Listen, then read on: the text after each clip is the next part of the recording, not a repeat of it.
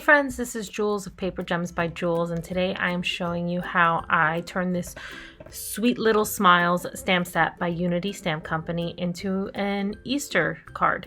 Instead of using the honey pot, I didn't allow the ink using a memento marker onto that section so that I can kind of sketch in what will turn into an Easter egg. So using a pencil, I first sketch it out, and that way I can erase any mistakes, and then I'll use the memento marker to finish off the image and kind of blend it in so that it makes a little more sense. Next, you'll see that I color in Pooh. I listed the colors that I used, and you can use anything really with Winnie the Pooh. It doesn't have to be, and remember, this is the classic one, so it probably should be more brown if anything, but again, it's art. You do what you want. Enjoy it. Make sure that it's fun and not a hassle. But here I am, I'm just sketching it out, using some shadows. So I recently watched somebody else coloring, and again, I'm still learning. I'm by no means an expert when it comes to Copic coloring, but by leaving the outskirts white and then later on using a lighter color to fill that in, that is supposed to give you more of a rounded, rounded feeling when you're coloring. So, don't quote me. I'm just trying stuff out and learning, but I think it looked kind of cool. I wish I had a little more ink in this last marker to blend this out a little bit better, but again, I'm okay with it. It's it's handmade. It's not Hallmark, so I'm okay with all that.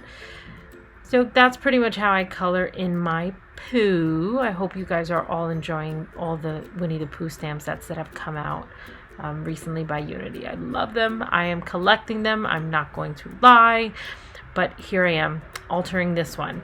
So the next thing I'm going to do is sketch in some of the lines for the Easter egg. And again, I'm still winging this. I am just trying something out, and I had another one that I tried out with more of a pattern, but I figured this is a little simpler to start with in just doing lines. I didn't like the angles that I did this one in, so I erased it and started over. Again, great thing about using a pencil is that you have a little wiggle room. Just make sure that when you're using your pencil that it's a very light sketch, that you're not going really hard and making an indentation into the page. So once I like what I see, I go back in with this memento marker. It's called Rich Cocoa. I did again do prior to this video one with the tuxedo black, and it wasn't terrible, but it just was a little bold. So I wanted to use more of a softer color, and I think this brown definitely is a little warmer in its look. So now using pastels to color in the Easter egg, just doing some mild shadowing. Normally I like to shadow with at least 3 different Copics, but it's an Easter egg, it's not the end of the world, and just again trying to keep it light and fun. I used light blues, purples, pinks, and yellows. Again, if you wanted to do a pattern on your Easter egg, if you wanted to do paper piecing, you could do that too. I just kind of had this idea. I wanted to make an Easter card for this blog, and I kind of looking through my stash and realized I see an opportunity. So needless to say, I will probably be purchasing a few more Easter stamps, but in the meantime, I wanted to give you guys an idea of how to maximize some of the stamps that you have to turn them into anything. Now, you might even be able to, put that bow. There's also a bow included in this stamp set. You can make this into like a Christmas gift, and put that bow on top of the honey pot. It'd be a cute little way to add, kind of a Christmas theme to this Winnie the Pooh. There's a party hat on there.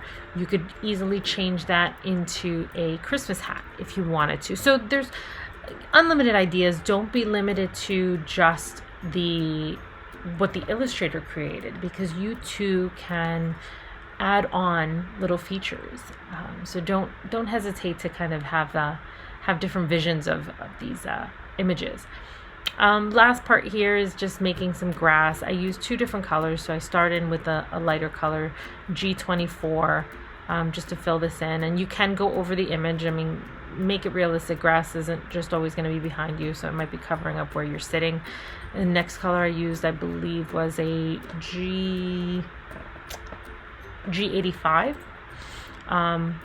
And I kind of filled it in a little bit more just to really ground the image and put it all together. Some of this gets chopped off when I use the die, but you'll see as it comes together. But that's pretty much it. I hope you enjoyed this, and I hope this inspired some ideas. I'd love to hear your thoughts in the comments, and I hope you had a great day and enjoy the holiday weekend. Take care. Thank you.